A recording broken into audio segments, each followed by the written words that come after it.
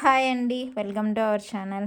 ఎలా ఉన్నారు అందరూ? మీరంతా బాగుండాలని నేను మనస్ఫూర్తిగా కోరుకుంటానండి.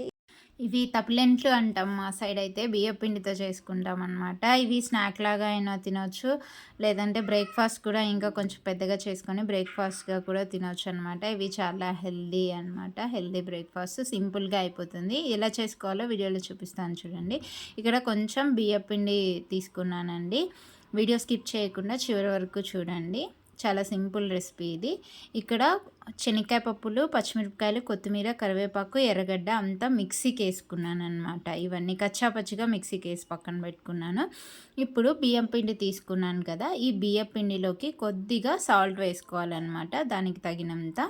సో మీ ఎంత బియ్యం పిండి తీసుకుంటే దానికి తగినంత సాల్ట్ వేసుకోండి. బాగా మిక్స్ చేసుకొని తర్వాత మీరు మిక్సీకి వేసి పెట్టుకున్నారు కదా, ఇది ఎర్రగడ్డ, పచ్చిమిరపకాయ, శనక్కాయ పప్పులు అన్నీ కచ్చిపచ్చిగా అవంతా ఇందులో వేసి కలుపుకోవాలన్నమాట. బాగా ఇందులో మొత్తం అదంతా పేస్ట్ అంతా వేసుకొని బాగా కలుపుకోవాలి. ఇందులో కొద్దిగా జీలకర్ర వేసుకోండి. ఇంకా కావాలంటే శనగపప్పు కొంచెం నానేసుకొని అవి కూడా వేసుకోవచ్చు అనమాట. ఇంకా క్యారెట్ తురుము ఇవన్నీ కూడా వేసుకోవచ్చు.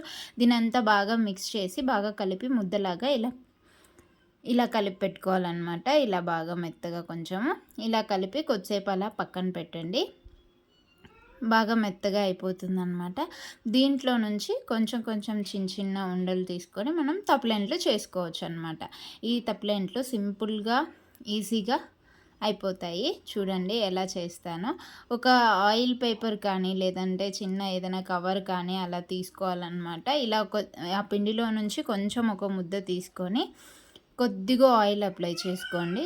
కొద్దిగా ఆయిల్ అప్లై చేసుకుంటే పిండి చేతికి అంటుకోదన్నమాట. సో ఇలా బాగా రౌండ్గా బాల్స్ లాగా చేసుకొని ఆ పేపర్కి కానీ లేదంటే కవర్కి కానీ ఆయిల్ అప్లై చేసి ఇలా ఒత్తుకోవాలి. బాగా ఇలా రౌండ్గా ఒత్తుకోండి.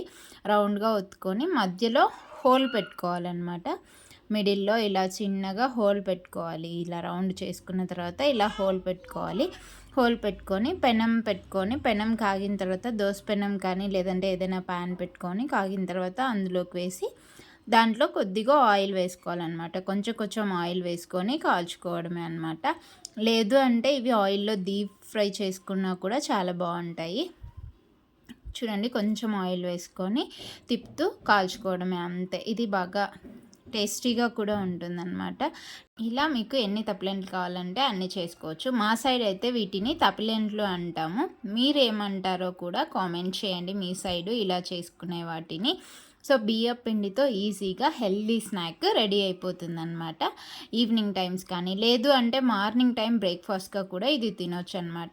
ఎన్ని తప్లెంట్లు కావాలంటే అన్ని తప్లెంట్లు చేసుకొని మనము తినొచ్చు అనమాట. ఇందులోకి చట్నీ అలా ఏమీ అవసరం ఉండదన్నమాట. ఇందులోకి అవన్నీ వేసాం కదా, మీకు కావాలనుకుంటే కొద్దిగా క్యారెట్ కూడా తురిమి ఇందులోకి వేసుకుంటే ఇంకా చాలా టేస్టీగా ఉంటుందన్నమాట. చూడండి రెండు వైపులా ఇలా తిప్పుతూ కొద్ది కొద్దిగా ఆయిల్ వేసుకొని కాల్చుకోండి. చాలా బాగుంటుంది. మీడియం ఫ్లేమ్ పెట్టుకొని కాల్చుకోండి. చాలా బాగా కాలుతుందనమాట. రెండు వైపులా బాగా కాల్చుకోండి. కాల్చుకుంటేనే లోపల బియ్యం పిండి కూడా పిండిగా లేకుండా బాగా కాలుతుందనమాట. ఇంకా రెడీ అయిపోయింది కదా, దీన్ని ప్లేట్లోకి తీసుకొని తినేయడమే. చూడండి హెల్దీగా శనక్కాయ పప్పులు, కొత్తిమీర, కరివేపాకు, ఎర్రగడ్డ ఇంకా మీరు ఏవైనా ఆకుకూరలు, క్యారెట్ ఇలా ఏవైనా వెజిటబుల్స్ తురిమేసి వేసుకోవచ్చు. చాలా బాగుంటుందన్నమాట. చూడండి ఎంత బాగుంటుందో. ఇదండి ఈ రెసిపీ. మీకు నచ్చినట్లయితే లైక్ చేయండి, షేర్ చేయండి. మన ఛానల్ని ఫస్ట్ టైం చూస్తుంటే సబ్స్క్రైబ్ చేసుకోండి. Thanks for watching. Bye bye.